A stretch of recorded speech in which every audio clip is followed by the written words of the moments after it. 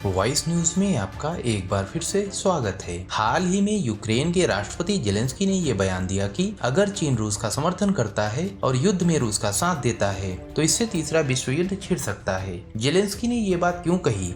दरअसल इसके पीछे एक खास कारण था। हाल ही में अमेरिका और चीन के बीच स्पाई बलून को लेकर जो गंभीर विवाद हुआ था, जैसा कि चीन के कुछ जासूसी गुब्बारे अमेरिका के अंदर घुस गए थे, जिन्हें अमेरिका की एयरफोर्स ने मारकर गिरा दिया था। इतना ही नहीं, इस पूरे विवाद का अमेरिका ने बहुत अच्छे से चीन के खिलाफ इस्तेमाल किया और इस पूरे विवाद को यूज करते हुए चीन को पूरी दुनिया में बदनाम किया। और एक तरीके से अमेरिका ने चीन की औकात बता दी और अमेरिका ने चीन को बता दिया कि दुनिया की असली सुपर पावर कौन है। और इस बात का अंदाजा चीन को भी लग चुका है। दरअसल जिस जासूसी बलून को अमेरिका ने मार गिराया था, चीन चिल्ला चिल्ला कर पूरी दुनिया को बताता रहा कि ये जासूसी बलून नहीं है। चीन के चीखने चिल्लाने के बावजूद अमेरिका ने पूरी दुनिया में ये बात साबित कर दी कि ये जासूसी वाले गुब्बारे ही थे, जिसको चीन ने जासूसी करने के लिए अमेरिका में छोड़े थे। इस बात को साबित करने के लिए अमेरिका ने दुनिया के सामने कोई भी प्रमाण नहीं रखा और बड़ी आसानी से दुनिया ने अमेरिका की बात को मान भी लिया। इससे चीन को पता चल गया कि अमेरिका की वॉरफेयर प्लानिंग और एग्जीक्यूशन किस लेवल की है। बात सिर्फ यही नहीं रुकी, अमेरिका ने दुनिया के सामने अपनी ताकत दिखाने के लिए और चीन को डराने के लिए पूरी दुनिया के सामने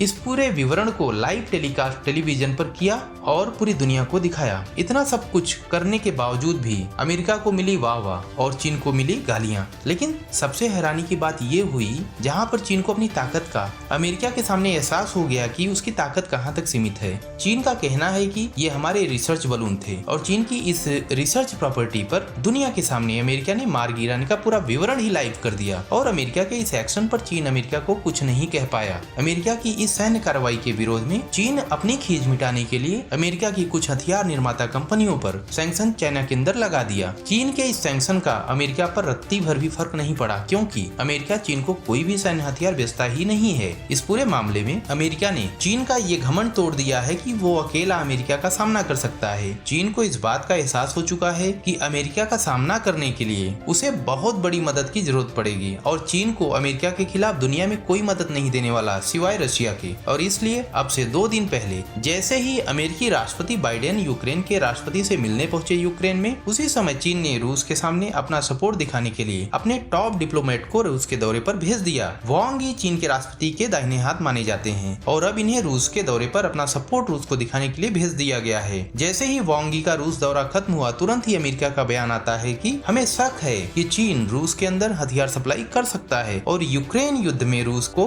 बड़ी मदद कर सकता है। अमेरिका के विदेश मंत्री ने यह भी कहा है कि आने वाले समय में चीन की सक्रियता रूस यूक्रेन युद्ध में देखी जा सकती है। दुनिया के सभी बड़े डिफेंस एक्सपर्ट का कहना है कि अमेरिका में चीन की भद्द पिटने के बाद पूरी दुनिया में चीन की किरकिरी हुई है और बदनामी भी हुई है, जिसकी वजह से चीन पूरी दुनिया में अलग थलग पड़ चुका है। इसलिए चीन ज्यादा से ज्यादा रूस के साथ अलाइन होना चाहता है और इसीलिए आने वाले महीनों में अगर आपको खबर मिलती है कि चीन की रूस यूक्रेन युद्ध में डायरेक्ट या इनडायरेक्ट इन्वॉल्वमेंट है, तो आपको आश्चर्य नहीं होना चाहिए। वैसे भारत के लिए भी चीन और रूस का गठजोड़ अच्छी खबर नहीं है। अब देखना होगा कि भारत इस स्थिति से निपटने के लिए आने वाले समय में क्या कदम उठाता है। अगर आपको यह वीडियो अच्छा लगा हो तो कृपया लाइक करें, शेयर करें और सब्सक्राइब करें। जय हिंद, जय भारत।